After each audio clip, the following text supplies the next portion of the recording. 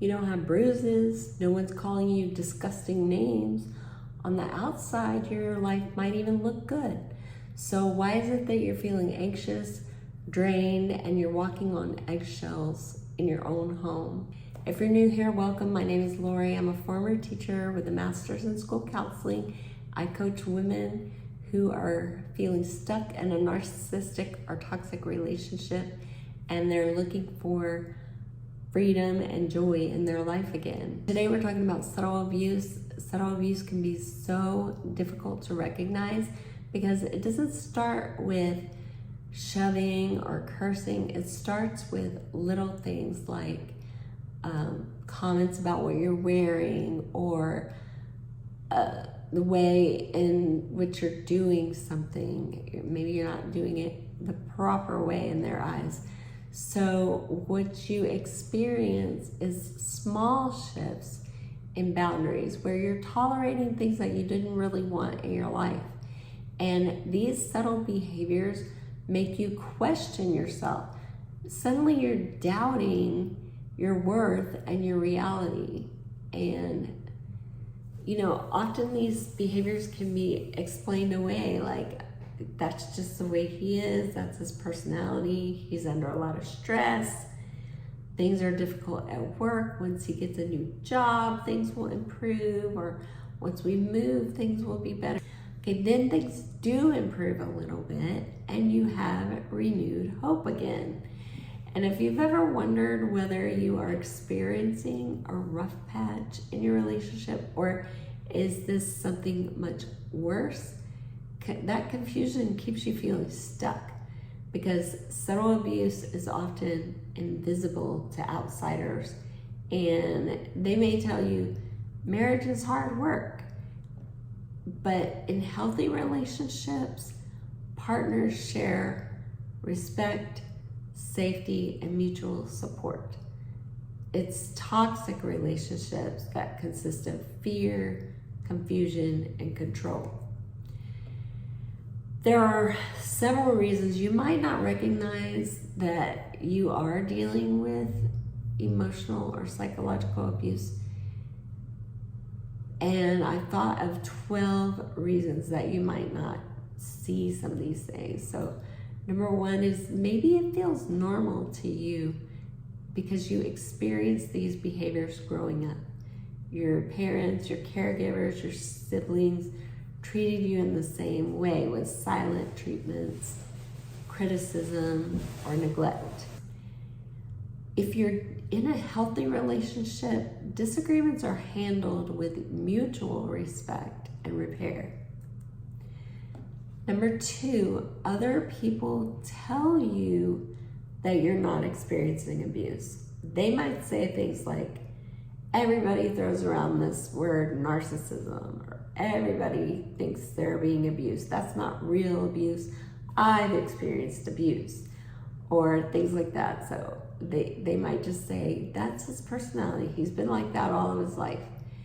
But in a healthy relationship, your partner wants you to feel loved and supported.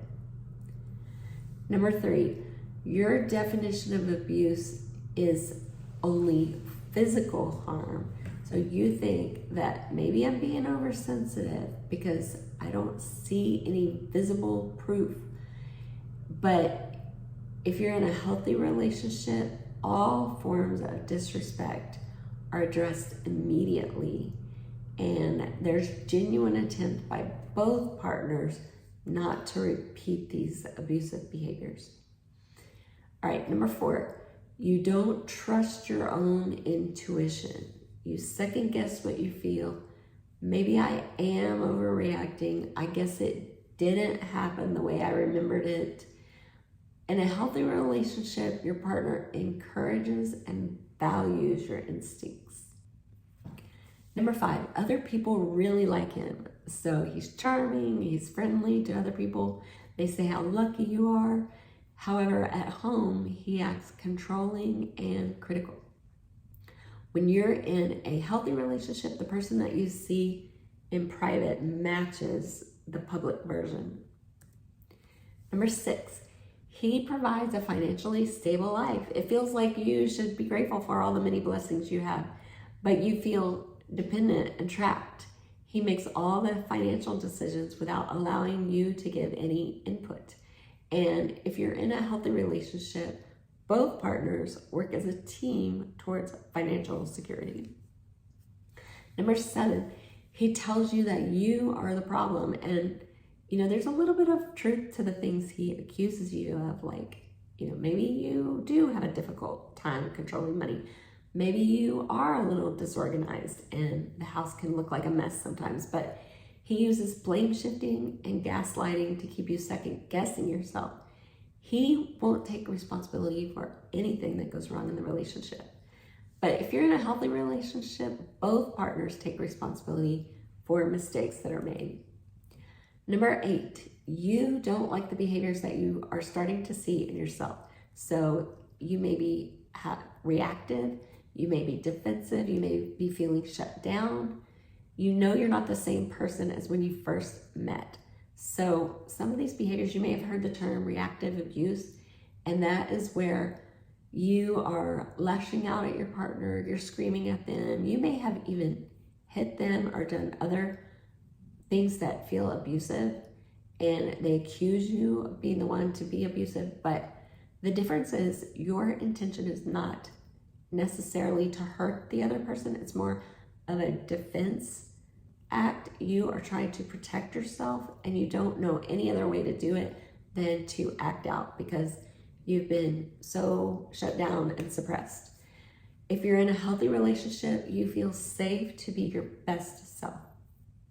Number 9, you've been conditioned to put his needs first, and that means you don't have any time for yourself. You put the needs of your friends, family, relatives, everybody behind his needs. And he doesn't do anything to help you around the house. You take over most of the childcare. If you're in a healthy relationship, both partners' needs are balanced and valued equally. And, I'm sure there are cases where it's a normal, healthy relationship and things are a little bit out of balance and the woman is doing more just because our culture has told women that they need to be everything. They need to work, they need to take care of the kids, they need to take care of the house. But I think the difference is that your partner doesn't want you to feel like you have to do everything in a more healthy relationship. Okay, so if this is resonating with you and you feel like you would like some support because you're feeling stuck in the cycle, consider scheduling a peaceful clarity call. I'll put the details in the description below. Number 10, kindness and cruelty are alternated. So this keeps you really confused because one minute your partner is loving and kind and generous and they're doing all these really nice things for you. And then a few days later, things go off the rails and they're being cruel and vindictive. And you just are thinking like, who is this person that I'm with? This doesn't even seem like the same person. And it keeps you really confused. So in a normal, healthy relationship, affection and respect are consistent. They're not conditional on your behavior. All right, number 11, you've invested so much time that leaving feels like a failure. So you stay to make your relationship worth it. Possibly you have been in a family that has never had a divorce and you don't want to be the first one. You want to make this relationship work. Or maybe you do have divorce in your family and you don't want to follow that pattern. So if you're in a healthy relationship, though, both partners value the relationship, but they also won't tolerate harm. So you or your partner should not tolerate harm from each other.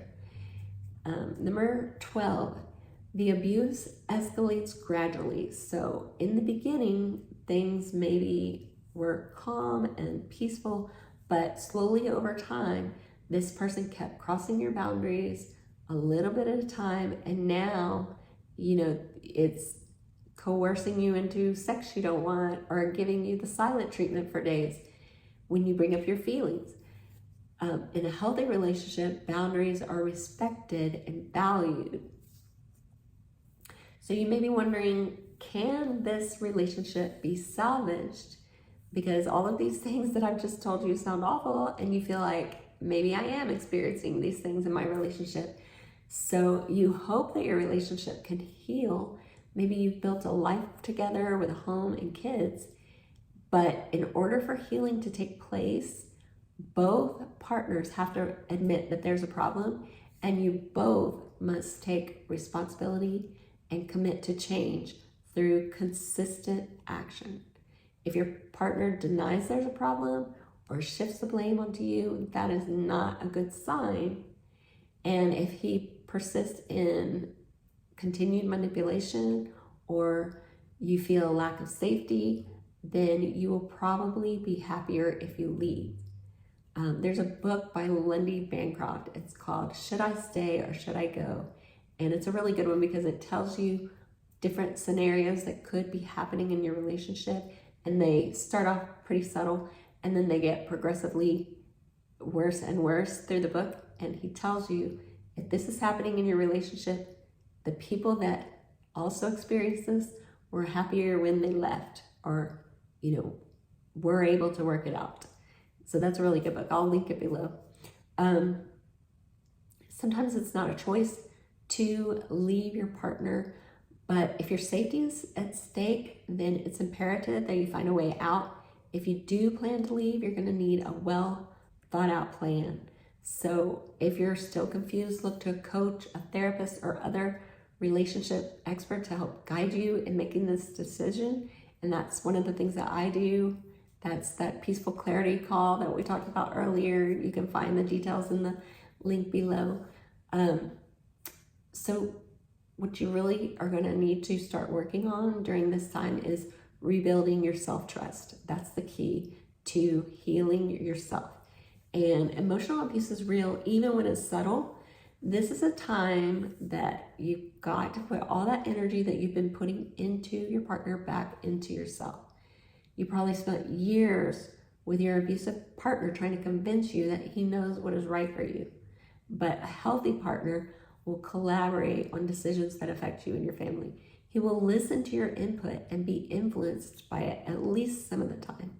So if you're feeling confused about where your relationship stands, or you're experiencing this emotional roller coaster, then again, you may be in one of these emotionally abusive relationships. So seek support, make decisions for your future from a place of safety and clarity.